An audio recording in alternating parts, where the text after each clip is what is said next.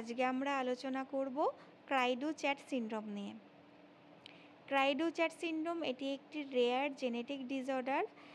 এটি ক্রোমোজোম 5 এর পি আর্মের একটি অংশ ডিলিশনের কারণে হয়ে থাকে। সেই কারণে ক্রাইডু-চ্যাট সিনড্রোমকে 5p মাইনাস সিনড্রোমও বলে থাকে। এবার আসি ক্রাইডু-চ্যাট বলার কারণ কি। ক্রাইডু-চ্যাট শব্দটি একটি ফরাসি শব্দ থেকে নেওয়া, যার মিনিং হচ্ছে বিড়ালের কান্না।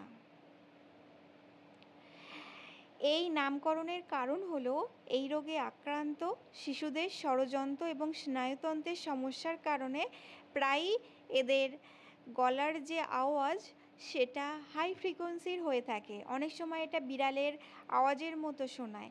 সেই কারণে একে ক্রাইডু-চ্যাট সিনড্রোম নামেও পরিচিত হয়ে থাকে। এই সিনড্রোমের কারণগুলো হলো, যেহেতু এটি একটি ক্রোমোজোমাল সিনড্রোম, ম্যাক্সিমাম ক্ষেত্রে ডিম্বাণু এবং শুক্রাণু কোষ গঠনের সময় এটি একটি ডি নোভো ডিলিশন ঘটে থাকে। সেই কারণে পিতামাতার থেকে প্রাপ্ত যে ক্রোমোজোম, সেখানে 5 ক্রোমোজোম নাম্বার 5 এর একটি পুনর্গঠন রূপ, যেমন একটি ভারসাম্যপূর্ণ ট্রান্সলোকেশন হয়ে থাকে। সেই কারণে এই ক্রাইডু-চ্যাট সিনড্রোম হতে পারে। ক্রাইডু-চ্যাট সিনড্রোমের এবার সিমটমগুলো জেনে নেব। ক্রোমোজোম 5 এর ডিলিশনের আকার এবং অবস্থানের উপর নির্ভর করে এর লক্ষণগুলোর তীব্রতা পরিবর্তিত হতে পারে। সাধারণত যে সিমটমগুলো দেখা যায় সেইগুলো হচ্ছে গলার আওয়াজ, যেটা শিশুকালে ভীষণভাবে দেখা যায় যে হাই ফ্রিকোয়েন্সি গলার আওয়াজ, যেটা একদম বিড়ালের ডাকের মতো শোনায়। এছাড়াও মুখের বিভিন্ন বৈশিষ্ট্য থাকে। মুখের তুলনায় মাথাটা একটু বড় হয়। এছাড়া চোখ দুটো কান থেকে দূরে থাকে, অনেকটা ডিস্টেন্স থাকে, যেটাকে হাইপারটেলোরিজম বলে। এছাড়া চোখের নিচের অংশে ঢাল থাকে, নিচু বা অস্বাভাবিক আকৃতির কান থাকে, চোয়ালগুলো ছোট হয়, নাকটা একটু প্রশস্ত এবং চ্যাপ্টা ব্রিজ হয়, নাক থেকে চোখের ডিস্টেন্সও একটু বেশি থাকে। এছাড়াও এপিক্যান্থাল ভাঁজ থাকে চোখের ভিতরের কোণে, অতিরিক্ত ত্বকের ভাঁজ যেটাকে বলে। এছাড়া কানের সামনের ত্বকের ট্যাগ থাকে। এছাড়াও ডেভেলপমেন্ট কিছু সিমটম থাকে, সেগুলো হলো হাঁটা, চলা, বসা, ঘাড় শক্ত, এইগুলো দেরিতে হয় বা খুবই দুর্বল থাকে। কারণ বাচ্চাদের ম্যাক্সিমাম এইসব বাচ্চাদের হাইপোটোনিয়া মাসেল টোন থাকে। এছাড়াও এইসব বাচ্চাদের বুদ্ধি কম থাকে। সেটা ডিপেন্ড করছে ক্রোমোজোমার আর কতটা ক্রোমোজোম 5 এর ডিলিশনের আকারের উপর। সেটা অনেক সময় মাঝারি থেকে প্রোফাউন্ড পর্যন্তও হয়ে থাকে।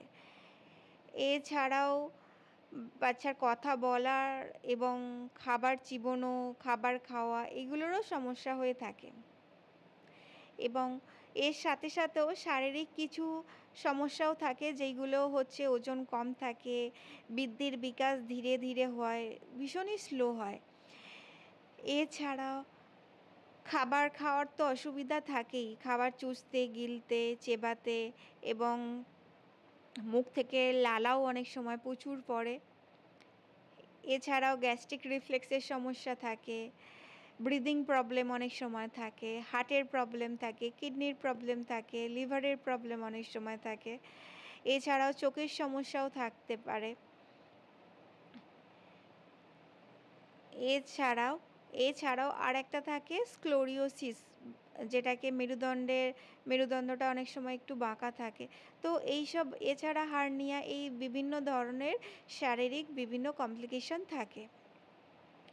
এবার আসি এই ক্রাইডু-চ্যাট সিনড্রোম কিভাবে বোঝা যাবে, কিভাবে ডায়াগনোসিস করা যাবে। ক্রাই ডু চ্যাট সিনড্রোম যেহেতু একটি ক্রোমোজোমাল সিনড্রোম, তাই এটা জন্মানোর সময় যদিও সিমটম কিছু কিছু দেখা যায়, তাও কনফার্মেশনের জন্য জেনেটিক টেস্ট করা দরকার, যেটাকে ক্রোমোজোমাল অ্যাসেসমেন্ট বলে। ক্রোমোজোম 5 যে ডিলিশন রয়েছে, কতটা পরিমাণ রয়েছে, সেটা কনফার্মেশনের পরই এই ক্রাই ডু চ্যাট সিনড্রোম আমরা বলতে পারবো। এছাড়াও প্রেগনেন্সি পিরিয়ডে অ্যামিউনিও সেন্টেসিসের মাধ্যমেও আমরা জানতে পারবো যে বাচ্চা ক্রাই ডু চ্যাট সিনড্রোম হবে কি বা কোনো সিনড্রোম থাকবে কি। ক্রাই ডু চ্যাট সিনড্রোমের নির্দিষ্ট কোনো ট্রিটমেন্ট নেই। বাচ্চার যে ফিজিক্যাল কমপ্লিকেশনগুলোর জন্য অবশ্যই ফিজিশিয়ান বা পেডিয়াট্রিশিয়ান এদের সাহায্য নেওয়া উচিত। এছাড়াও যখন বাচ্চার ঘাড় শক্ত বা হাঁটা চলা মুভমেন্টের ডেভেলপড করার জন্য ফিজিওথেরাপিস্টের হেল্প নেওয়াও দরকার।